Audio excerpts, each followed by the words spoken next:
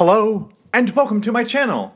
My name is Jonathan Cohn, and today I have my book review of the book, Fablehaven, Grip of the Shadow Plague, by Brandon Mull. This is the third book in the Fablehaven series. I have read and reviewed the first two books in this series, Fablehaven, which I loved, and Fablehaven Rise the Evening Star, which I also really enjoyed.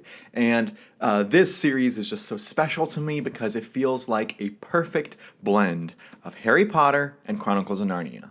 It has the more modern style and sensibilities of Harry Potter, maybe some of the world building that Harry Potter might have, but it also has the whimsy that the Narnia books have, and also more of the creatures that the Narnia books have. And this book is no different. It continues that concept going on. This book does change it up a little bit. The first two books, with the exception of maybe like one chapter at the beginning or the end of the book, almost entirely take place on Fablehaven. This book, a significant portion of it takes place in other places. First, there is the meeting of the Knights of the Dawn, which is supposed to be like the inverse of the Society of the Evening Star.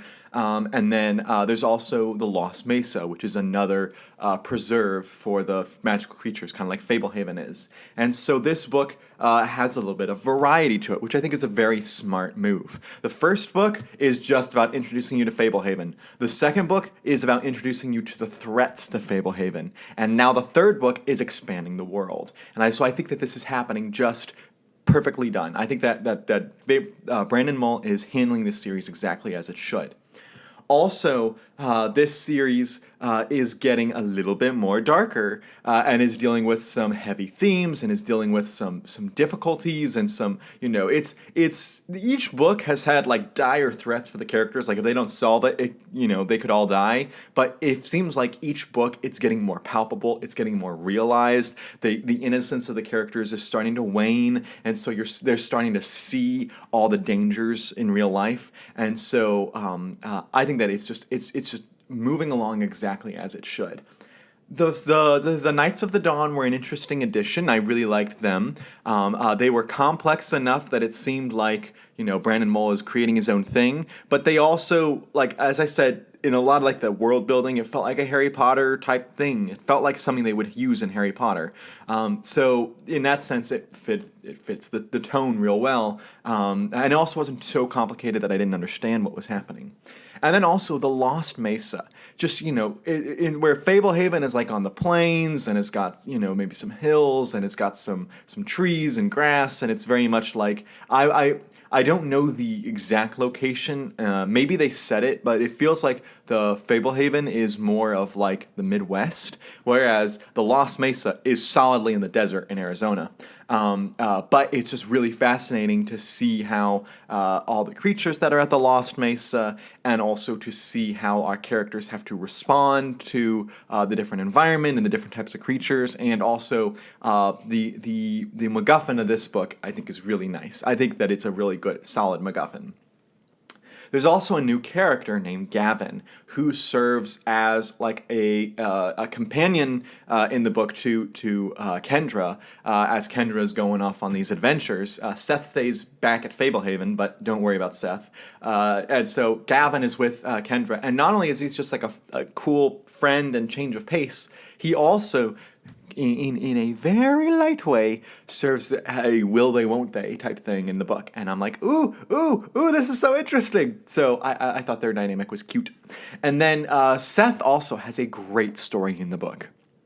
Seth has always been this character who does the irresponsible thing, and then he goes back and has to try to fix it. And this time he hasn't exactly done anything particularly irresponsible, and yet bad things are still happening, and so he's trying to fix them. And he now doesn't have his sister on campus. She's not on Fablehaven, and his grandparents are having trouble being able to help him, so he has to be like the only person to try to save the day. And so I thought all of Seth's stuff was really great in this book.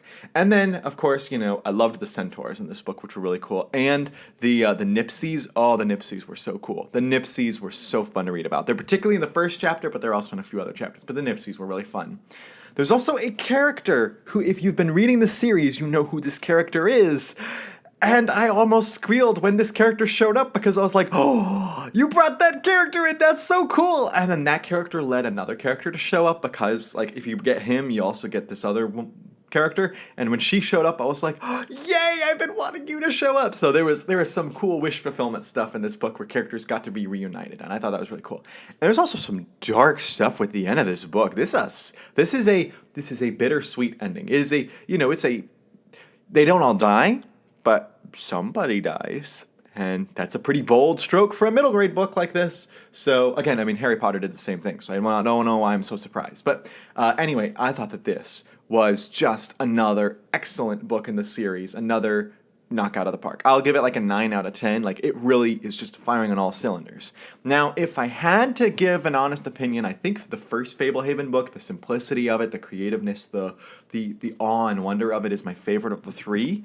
But I think that this is a solid second place, and I think Rise of the Evening Star is a solid third place. I think that these are like neck and neck, and I think that the whole series is just exactly where it needs to be. Wonderfully written, wonderfully produced. So that is my review of Grip of the Shadow Plague, the third Fablehaven novel. If you've read it, what did you think? If you know which character that shows up midway through the book that, got me excited, if you know who I'm talking about, what did you think about that character's inclusion? Let me know all your thoughts in the comments section down below. And until next time, I'm Jonathan, and thank you for watching.